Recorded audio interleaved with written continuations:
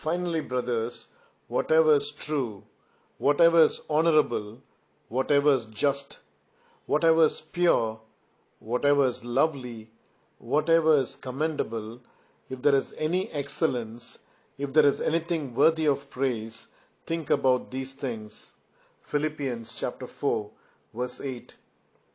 An average man has about 10,000 separate thoughts each day. Now that may or may not surprise you. But what might surprise you is what a man by the name of Frank Outlaw said, which I quote, "Watch your thoughts, they become words. Watch your words, they become actions. Watch your actions, they become habits. Watch your habits, they become character.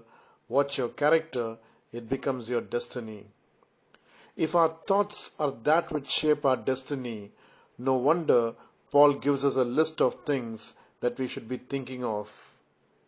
Stay tuned as we explore how to practically shape our thoughts. Have a blessed day.